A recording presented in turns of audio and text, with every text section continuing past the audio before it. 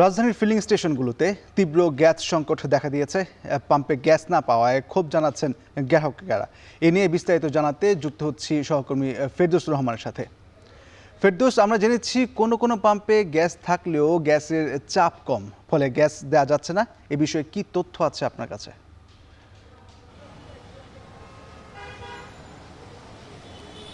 আমি রয়েছি রাজধানীর তেজগাঁয়ে। আপনি জানেন যে দীর্ঘ কয়েক সপ্তাহ ধরেই রাজধানীতে তীব্র গ্যাস সংকট দেখা দিয়েছে। আপনি যেমনটি বলছিলেন যে গ্যাসের সরবরাহ কিছু কিছু ফিলিং স্টেশনে থাকলেও আমরা যে চিত্র সকালে এসে দেখতে পেয়েছি যে এখানে সিএনজি, প্রাইভেট কার এবং অটোরিকশা থেকে শুরু করে যানবাহনের দীর্ঘ সারি রয়েছে এবং তারা গ্রাহকরা বলছেন যে এখানে এসে তারা যে তাদের চাহিদা অনুযায়ী যে গ্যাস তারা চাচ্ছেন সেটা ফিলিং স্টেশনগুলো দিতে পারছেন না। এবং আমরা ফিলিং স্টেশনের কর্তৃপক্ষের সঙ্গে কথা বলেছি, তারা আমাদেরকে যেমনটি জানিয়েছেন যে তারা কিছু কিছু সময় গ্যাস সরবরাহ থাকলে তারা গ্রাহকদের চাহিদার চেয়ে কিছুটা কম সরবরাহ করতে পারেন এবং অনেকটা সময় যাওয়ার পরেই তারা আসলে জানান যে এখানে গ্যাস সরবরাহ আসলে বন্ধ হয়ে যায়। এবং আরেকটি এই বিষয় তারা জানিয়েছেন যে সকাল থেকেই এই গ্রাহকরা এখানে এসে ভিড় জমাচ্ছেন, তবে তাদের চাহিদা অনুযায়ী তারা গ্যাস সরবরাহ করতে পারছেন না। এবং গ্রাহক পর্যায়ের সঙ্গে আমরা কথা বলেছি, বিশেষ করে সিএনজি চালক যারা, তারা বলছেন তাদের ভোগান্তির কথা। তারা জানিয়েছেন যে তাদের চাহিদা অনুযায়ী গ্যাস নিতে না পারায় তারা যাত্রী সংকটে ভুগছেন। এবং আরও যে বিষয়টি জানিয়েছেন যে তারা এইভাবে যাত্রী সেবা না দিতে পারলে তাদের আয় রোজগার কমে যাচ্ছে এবং সংসার জীবনেও প্রভাব পড়ছে। আরেকটি বিষয় তারা আমাদেরকে জানিয়েছেন যে এই যে ঘন্টার পর ঘন্টা ফিলিং স্টেশনে দাঁড়িয়ে তাদের অপেক্ষা করতে হচ্ছে, ফলে তাদের ভোগান্তি পোহাতে হচ্ছে। এবং যারা যারা সরবরাহকারী রয়েছেন, অর্থাৎ কোম্পানির অধীনে যারা কাজ করেন, তারাও আমাদেরকে ভোগান্তির কথা জানিয়েছেন যে তারা ঠিকমতো গ্যাস না পাওয়ায়, অর্থাৎ চাহিদা মতো না পাওয়ায় তারা কোম্পানির যে সরবরাহ রয়েছে, অর্থাৎ মালামাল সরবরাহ, সেগুলো তারা দিতে পারছেন না। এবং আরেকটি বিষয় তারা জানিয়েছেন যে দিনে তারা তাদের চাহিদার অর্ধেকেরও কম গ্যাস তারা পেয়ে থাকেন কিছু কিছু ফিলিং স্টেশন থেকে।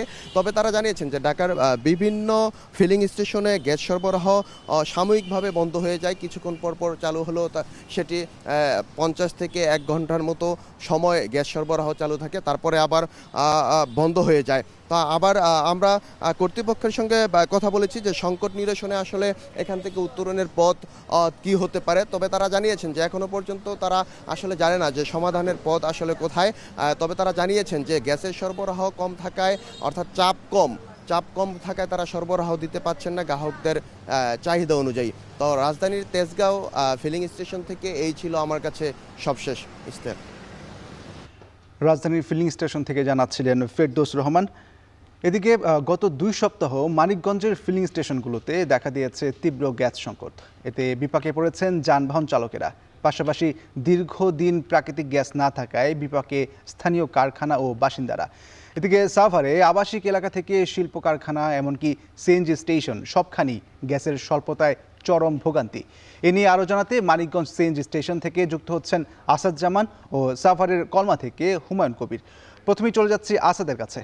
আসাদ, আজকে ফিলিং স্টেশনে গাড়ির যানবাহনের চাপ কেমন দেখছেন, জানাবেন।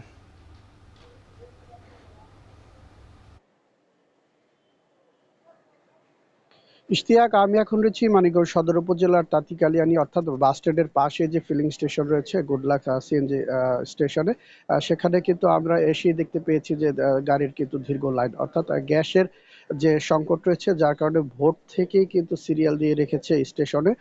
কিন্তু এখন পর্যন্ত প্রায় 10টার উপরে বাজে, এখন পর্যন্ত কোনোভাবেই একটা গাড়িকে গ্যাস দেওয়া সম্ভব হয়নি। কারণ প্রাকৃতিক যে লাইনের গ্যাস, সেটার চাপ কম থাকার কারণে তারা যারা গ্যাস নেওয়ার জন্য এসেছেন তাদেরকে দিতে পারছেন না। অর্থাৎ এখানকার যারা কর্মরত রয়েছে তারা বলছেন যে সিলিন্ডার গ্যাসগুলো তো দিতে গেলে প্রায় চাপ লাগে 200-150 এরকম, কিন্তু এখানে এখন কোনো চাপই নেই, যার কারণে কিন্তু দীর্ঘ সারি রয়েছে। সেখানে কিন্তু সিএনজি অটোরিকশা, তারপর হচ্ছে ব্যক্তিগত গাড়ি, এবং আমরা কিন্তু আমার পেছনে কিন্তু রয়েছে যে অ্যাম্বুলেন্স। এতে করে কিন্তু যে বিপাকে পড়েছে যারা যে সিএনজি চালক রয়েছে তারা, বিশেষ করে কারণ মানিকগঞ্জের থেকে যেসব গাড়িগুলো যায় সেসব গাড়িগুলোর অধিকাংশই ডিজেল চালিত। তো আমি যে বিষয়টা আপনাকে জানাতে চাচ্ছি যে এই দীর্ঘদিন যাবৎ এখানে গ্যাস সংকট থাকার কারণে কিন্তু দেখা গিয়েছে যে যে যে আপনার যে গ্যাসের যে লাইন সেই লাইনে কিন্তু আমাদের মানিকগঞ্জে প্রায় 12,000 গ্রাহক রয়েছে। সেই গ্রাহকগুলোও কিন্তু দীর্ঘদিন যাবৎ বিল দিয়ে আসছে, কিন্তু তারা কিন্তু লাইনের গ্যাসের থেকে কিন্তু গ্যাস পাচ্ছে না। এতে করে দুর্ভোগে কিন্তু বাসিন্দারাও রয়েছে। অপরদিকে এখানকার যারা চালক রয়েছে তারা জানাচ্ছেন যে প্রতিদিন তারা 500 টাকার গ্যাস ভরলে তারা প্রতিদিন 200 টাকা ইনকাম করতে পারে। সেক্ষেত্রে তাদের 1500 টাকা থাকতো। কিন্তু এখন যে অবস্থা হয়েছে, দীর্ঘ সময় অপেক্ষা করে 500 টাকার গ্যাস পেলেও সেটা গ্যাসের চাপ না থাকার কারণে তারা প্রায় 1000 টাকার মতো সেই গ্যাস ব্যবহার করতে পারে। এতে করে কিন্তু তাদের আয়ের একটা অংশ, অর্ধেক অংশ কিন্তু চলে যাচ্ছে এই গ্যাসের চাপ না থাকার কারণে। এতে করে তাদের আয় কমে গেছে। সেক্ষেত্রে কিন্তু দেখা গিয়েছে তারা বিপাকেও পড়েছেন। অপরদিকে যে ছোট গাড়িগুলো রয়েছে তারা দীর্ঘ সময় এখানে থাকতে থাকতে তারা কিন্তু বিরক্ত হয়ে যাচ্ছে বলে তারা জানিয়েছেন। কারণ 4, 5, 6 ঘন্টা পর্যন্ত অপেক্ষা করে সেই গ্যাসগুলো নিতে হচ্ছে। তো ইশতিয়াক, এই ছিল আমার কাছে মানিকগঞ্জ থেকে গ্যাসের সবশেষ সংবাদ। এ পর্যায়ে জানবো সাভারের কলমার অবস্থা, সেখানে আছেন হুমায়ুন। হুমায়ুন, গ্যাস সংকট নিয়ে সংশ্লিষ্ট কর্তৃপক্ষ কি বলছে? দ্রুতই সরবরাহ স্বাভাবিক হওয়ার কোনো সম্ভাবনা আছে কিনা, পাশাপাশি চালকরা কি বলছে জানাবেন।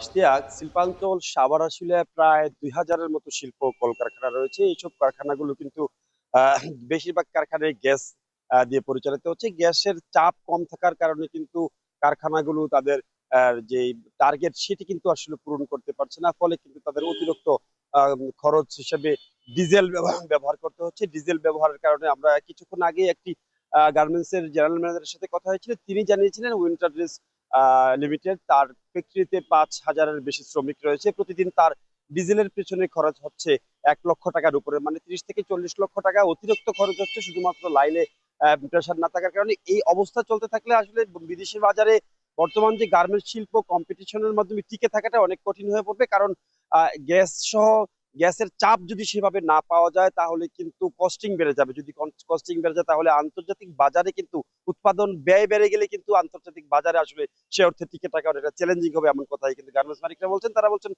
দ্রুত আসলে এই সংকটের সমাধান করার। এছাড়া বাসাবাড়ি এবং সিএনজি পাম্প সহ মোটামুটি সবখানেই কিন্তু গ্যাস সংকট রয়েছে। যেহেতু শিল্পাঞ্চল সাভার আসলে এখানে আমরা দেখেছি সকালবেলা কিন্তু একজন শ্রমিক 8টার মধ্যে তার অফিসে যায়, সকাল 6টা থেকে রান্না বান্না শেষ করি। কিন্তু এই সময়টিতে আসলে সাধারণ শ্রমিক কিংবা স্থানীয় সাধারণ জনগোষ্ঠী তারা কেউ কিন্তু আসলে গ্যাসের দেখা পাচ্ছে না, যে কারণে কিন্তু একটা বড় ধরনের বিড়ম্বনার সৃষ্টি হয়েছে। এবং দুপুরে যারা শ্রমিকরা বাসায় এসে লাঞ্চ করবেন সেই সময় যে সামান্য গ্যাসের ব্যবহার সেটাও কিন্তু তারা করতে পারছেন না। মোটামুটি চরম বিড়ম্বনার মধ্যে দিয়ে কিন্তু তাদেরকে যেতে হচ্ছে। এবং পেট্রোল পাম্প গুলোতে, সিএনজি স্টেশন গুলোতে আমরা দেখেছি সাভারের একটি সিএনজি পাম্প দেখেছি আমরা একেবারে 1 সপ্তাহ 10 দিন ধরে বন্ধ রয়েছে। আর বাকি যে কয়েকটা সিএনজি পাম্প রয়েছে সেগুলো আসলে ধীরে গতিতে চলছে। যেখানে 600 টাকার গ্যাস নেওয়ার কথা সেখানে 100 থেকে 150 কিংবা 200 টাকা গ্যাস তারা নিতে পারছে।